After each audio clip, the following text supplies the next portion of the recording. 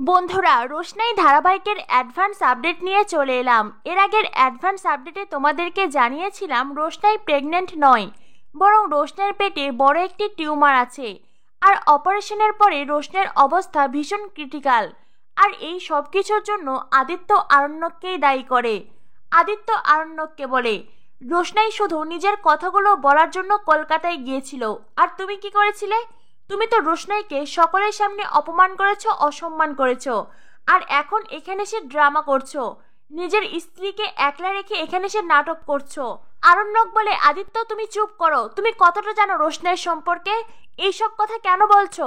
আদিত্য বলে আমি রোশনাইকে কতদিন ধরে চিনি, কতদিন ধরে জানি সেটা বড় কথা নয়। সত্যি তো এই যে আমি রোশনাইকে কখনো ধোকা দেইনি, যেটা তুমি দিয়েছো। ডক্টর আরণ্যক আদিত্যকে বলে প্লিজ আপনারা চুপ করুন, উপরওয়ালার কাছে প্রার্থনা করুন, উনি নিশ্চয়ই কোনো চমৎকার ঘটাবেন। প্লিজ আপনারা শান্ত হন। এ বলে ডক্টর ওখান থেকে চলে যায়। আরণ্যকও এক ছুটে ওখান থেকে বেরিয়ে যায়। রিসেপশনিস্ট আদিত্যকে বলে স্যার উনি কোথায় গেলেন? আদিত্য বলে জানি না। রিসেপশনিস্ট বলে স্যার ওনাকে সামলান, এ অবস্থায় ওনার হয়তো মাথার ঠিক নেই। আদিত্য বলে আরে ওনার কিচ্ছু হবে না, এই সব কিছু নাটক করছে। রিসেপশনিস্ট বলে স্যার উনি রোশনাই ম্যামের কে হন? আদিত্য বলে কেউ হয় না। এদিকে দেখানো হয় আরণ্যক এক ছুটে ড্রাইভারের কাছে আসে। আরণ্যক ড্রাইভারকে বলে আপনি তো বলেছিলেন পাশেই মন্দির আছে, আমাকে জলদি সেই মন্দিরে নিয়ে চলুন। ড্রাইভার বলেন স্যার আপনার পেশেন্টের কি অবস্থা? আরণ্যক বলে একদম ভালো নয়, তাড়াতাড়ি চলুন। এরপরে আরণ্যক গাড়িতে বসে। ড্রাইভার আরণ্যককে তার জীবনের গল্প শোনায়। আমার স্ত্রীর ডেলিভারির সময় তার জীবন মরণ সমস্যা হয়েছিল, ডক্টররা তো আশা ছেড়েই দিয়েছিলেন, আমি তখন সেই মন্দিরে গিয়েছিলাম। আরণ্যক বলে এখন আপনার বউ বেঁচে আছে তাই না? ড্রাইভার বলে হ্যাঁ স্যার, সে এখন বেঁচে আছে আর সুস্থ আছে। তারপরে তো আমার স্ত্রীর আরেকটা সন্তানও হয়েছে।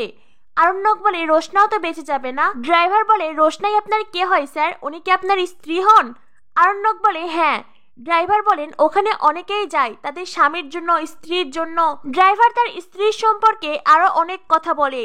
আর ড্রাইভারের কথাগুলো শোনার পরেই আরণ্যক স্ত্রীর মহত্ব বোঝে।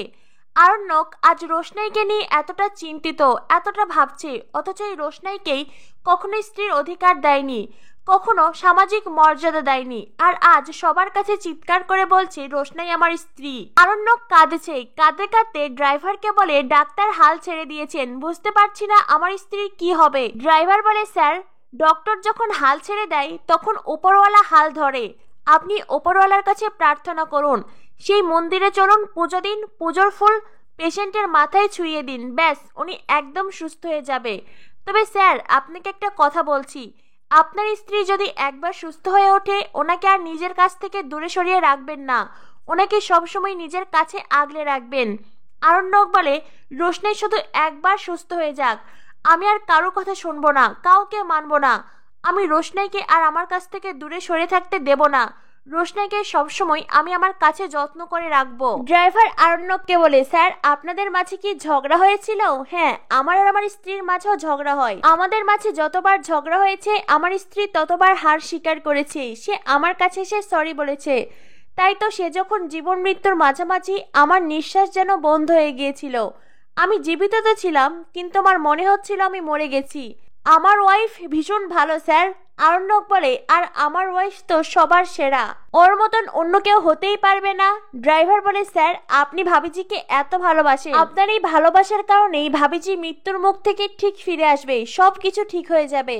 আরণ্যক বলে ভালোবাসা, আমি যাকে কতটা ভালোবাসি ও কখনো আমাকে বোঝেইনি, ওরই বা কি দোষ? আমি তো কখনো ওকে বুঝতে দেইনি, আমি ওর সাথে অনেক ভুল করেছি, অনেক অন্যায় করেছি, আমিই পাপী, কিন্তু ও খুব ভালো, ও এই পৃথিবীর সবচাইতে সেরা মেয়ে, ও খুব লক্ষ্মী মেয়ে, খুব ভালো মেয়ে। ড্রাইভার বলে স্যার আমরা মন্দিরে এসে গিয়েছি, আপনি ভক্তি ভরে ভগবানের কাছে পুজো দিন, দেখবেন সবটা ঠিক হয়ে যাবে। আরণ্যক গাড়ি থেকে নেমে এক ছুটে মন্দিরে যায়। আরণ্যক মন্দিরের সামনে দোকানদারকে বলে আমাকে পুজোর সামগ্রী দিন। দোকানদার বলে কিন্তু স্যার এখন তো মন্দির বন্ধ হওয়ার সময়। আরণ্যক বলে আপনি দিন না, আমি সবকিছু ব্যবস্থা করে নেব। এরপরে দোকানদার আরণ্যককে পূজার ডালা সাজিয়ে দেয়। আরণ্যক সেই পূজার ডালা নিয়ে মন্দিরে প্রবেশ করতেই পুরোহিত মশাই আরণ্যককে বলে এ কি, আপনি কোথায় যাচ্ছেন? এখন তো মন্দির বন্ধ হয়ে যাবে। আরণ্যক বলে, পুরোহিত মশাই আমাকে প্লিজ পুজো দিতে দিন। পুরোহিত মশাই, আমার স্ত্রী অসুস্থ, সে হসপিটালে ভর্তি, তার অপারেশন হয়েছে, অবস্থা ভালো নয়, প্লিজ পুরোহিত মশাই আমাকে পুজো দিতে দিন।